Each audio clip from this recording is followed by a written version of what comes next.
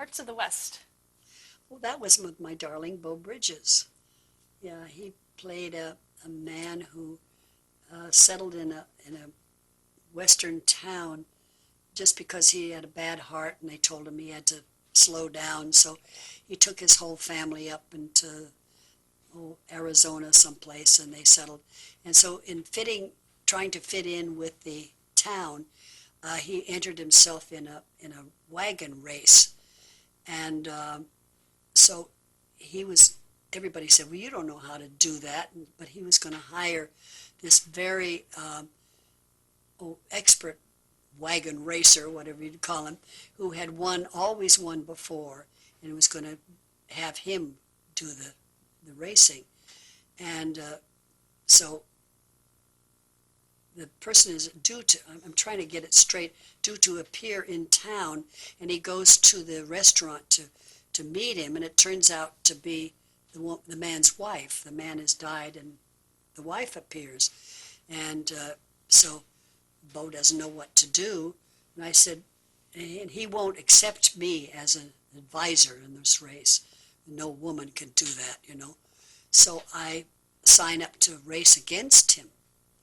And of course, the whole script is my racing with him, and of course winning, naturally.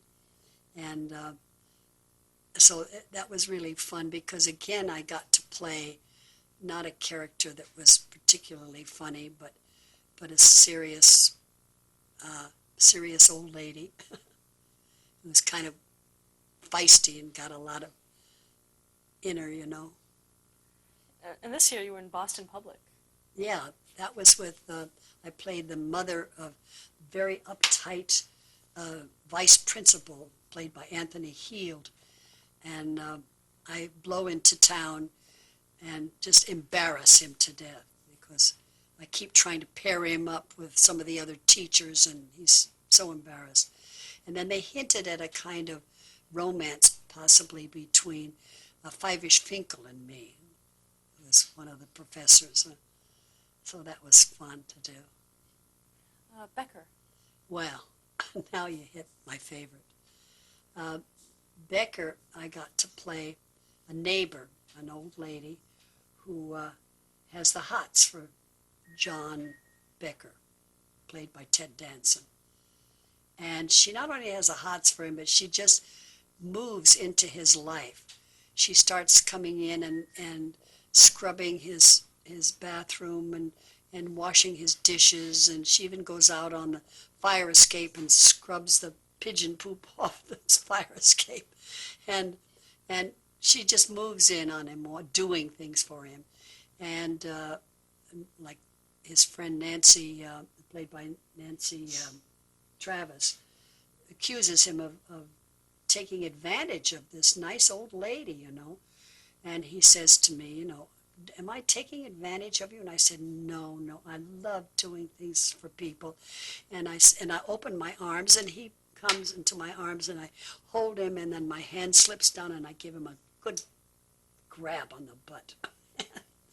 And, well, I thought the audience would never stop laughing. And when they finally did, I said, someone has been working out. And of course that got another big laugh. It was so much fun, and Ted Danson is so much fun to work with. He has a great sense of humor, and he reminds me a little bit of Jack Lemmon in that they like to work hard. They know their lines, and they rehearse. At the same time, they're very relaxed, and their sense of humor is very predominant, and consequently, that comes down from the top, and the whole company gets to be like that. There are a lot of jokes, a lot of laughter, and yet everybody's on their toes. And Ted is like that. And so we had another scene I have in a restaurant. I just grab him by the head and give him a big kiss on the mouth. And after the dress rehearsal, the director came up to me and she said, it was a woman director, she said, would you hold that kiss a little longer? And I thought, well, I would never have had the nerve to do that myself, but the director said that. So I told Ted before, and I said, I'm going to hold this longer. So we were in this mad kiss for a while. But that was so much fun. I was hoping that'd be picked up and I maybe get a call back on that. How important is it for you to continue working? Oh, I don't know what else to do. I must do that. It's part of my life. If I'm not acting or performing, I'm working at my theater. I directed a revival of Spoon River, which we did 40 years ago in New York. I directed a revival of that, and I teach a musical comedy class every Wednesday night. And so, no, it's very important to me. What in your It's 2 o'clock. What in your career is your proudest achievement? Oh gosh, I don't know. It's really, I guess probably, that's my crazy clock, probably my one-woman show, I think, because I created that about my life and about the music in my life, and it's my own creation, and it's about me, and it's been very successful. I've played it all over. I got to do it in London and New York and San Francisco, Seattle, and as I say, I played it at what is now the Geffen Playhouse, and it's just it's very satisfying to have something like that you created from whole cloth. Any career regrets? Oh, I think I'll only regret things I didn't do. I don't regret anything I've done. What advice would you give to an aspiring performer? Just find a place to work and hone your craft. Even if it's, as I did join Flatbush Arts Theater, or there are many little theater groups, there's many classes, there are many places where you can constantly be acting or performing or whatever you want to do. If you just sit around and wait for the phone to ring, you'll get nowhere. And be prepared to do it for nothing. If you really love it that much, you'll do it for nothing, and you'll find making a living some other way. But you have to like it that much. What about being a performer and a working mother? Does that affect you? I always wonder why people don't ask a man that. They say, how come you go to business and you can have a family? How come you work and have a family? Why not? And as I say also, I had a wonderful husband who shared everything with me. We shared our work and we shared our family life together. I'd like to give you a few names of people that you've worked with over the years. I'd just like you to give me like the first thing that comes into your mind about them, or a little anecdote. Jimmy Durante. Oh, love Jimmy Durante. Well, great memory. I met him years after we made a record together called the Pussycat Song. And I met him years later, and he immediately sang all the lyrics of the song to me, and I couldn't remember them at all. Humphrey Bogart. Oh, lovely man. He did one line on a record I made called the Humphrey Bogart Rumba. And at the very end of the song, I wanted him to just say, "All right, everybody, let's dance." And he did that for me. It's there on the record, his voice. Max Liebman. Max Liebman was a taskmaster, wonderful talent of getting the right people together and knowing how to put on a show. When I worked at Tamament, which was an adult summer camp, we would put on a complete original musical review every week. And that was because Max knew how to organize it and everything.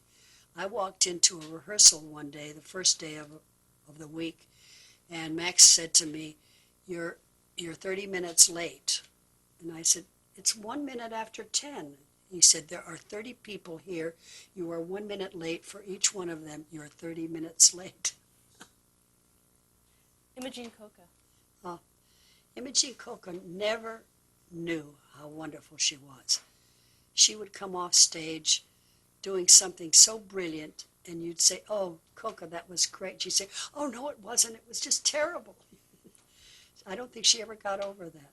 She's a genius. Carol Channing. My favorite person. Carol and I were roommates up at Tamament, and Max Liebman fired her because he just didn't know what to do with her, you know. She's just this extravagant kind of performer, and I remember I was so upset, and I came back to our cabin. We shared the cabin together, and I was crying because I didn't want him to fire her, and I said, Carol, if he fires you, I'm going to leave too. And she's sitting there reading her Science and Health. She's Christian Science, and she said, oh, now, Betty, don't worry. You know, she said, I'm fine. And she was comforting me. Jack Lemmon. Well, that's the pussycat. As I said before, loved to work, and at the same time, this wonderful, relaxed kind of person. We got to do, after 40 years, after my sister Eileen, we got to do a TV show together called The Long Way Home, and we played old sweethearts. That was not long before he died. I'm so glad we got to do that. Lucille Ball. Who? Lucille Ball. Oh, Lucy. I never worked with Lucy. I wish I had. I mean, to me, she's just the epitome of great comic talent. We're talking about Lucille Ball. Yeah, well, you know, to me, she was my idol as far as comedian goes. She's just brilliant. I just knew her fairly well. She and Desi invited Larry and me to their house once to see some film that they had done. They were trying it out on people, whether it would work or not. And of course we saw it and we said, that's just fabulous. And it turned out to be I Love Lucy. What do you remember about that? It was wonderful. It was one of the kind of, I can't remember what the story was, but it was one of those segments between Desi and Lucy. And we just thought it was hysterically funny and would certainly be a big success. And of course it was. Ed Sullivan. Oh, I did a number of USO shows with Ed all the years that I was in New York. He used to take out a troupe every Sunday to places like Quantico, Virginia, and all around of the Army and Navy installations. And we would do like a variety show. And I don't know, I guess he liked me, and so he would always take me along. Did you ever appear on his show, the Ed Sullivan Show? No, I never worked on the Ed Sullivan Show. Don't know why. After doing all that, he never got me on his show. Red Skelton. Oh, well, I used to come home with a stomach ache working with Red because I would laugh all day long. Red never stopped being funny. And it was just natural for him. He would just break into some funny bit. And I got to be his straight man, sort of. We'd walk into the commissary at Metro, and the tables, I'd be the writer's table and the producer's table and other tables, and they would fight to have us sit at their table because they knew they were going to get a show. And if we'd sit down at the writer's table, Red and I would start, always had a big box of matzahs in the middle of the table. We'd each take a big matzah out, and we'd have a matzah war doing that to each other. And it was like 2 6-year-olds, you know? And I would do anything Red would tell me to do. And he'd whisper to me, he'd say, put out your hand. So I'd put out my hand, and he'd put a ball of ice cream in it. You know, it was like Keystone Comedy time. Lou Mandel. Lou is my lawyer manager. He started out being Danny Kaye's lawyer manager, and he lived in a place called, in summertime, in a place called Sandyville, which was next to Tamament. And so I had worked with Danny Kaye up in the Bourse Circuit, and I guess he told Lou to keep an eye on me.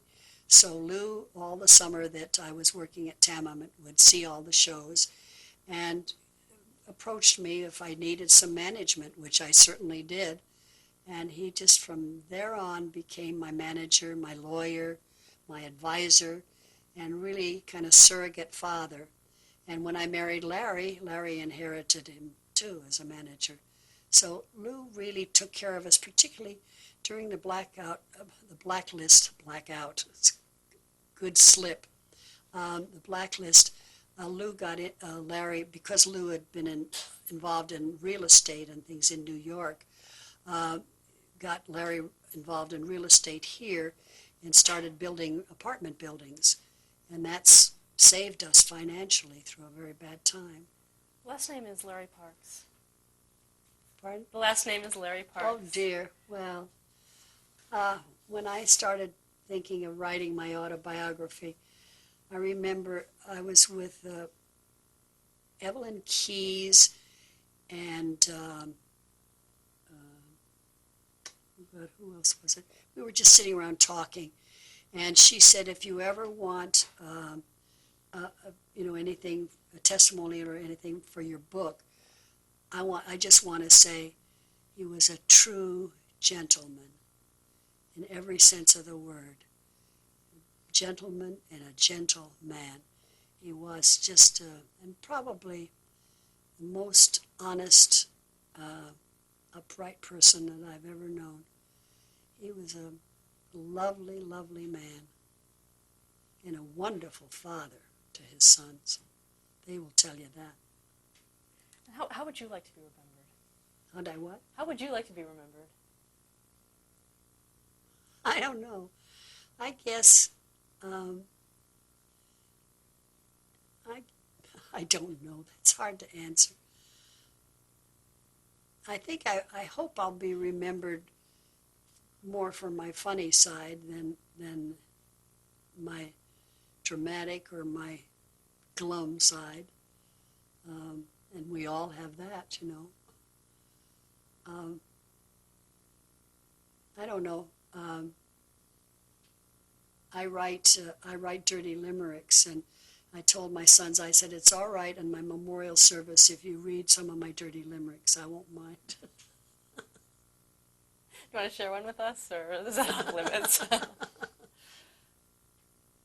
What did you just I say? said, would you like to share one with us, or is that Oh, dear. off limits? Well, let me see. I'm trying to think of one that's not too bad. An aged old codger named Malcolm once sprinkled his dingus with talcum. What he didn't expect was it stood up erect and said, thank you, and he said, you're welcome. Thank you so much for sharing your story with us. It's delightful. Okay.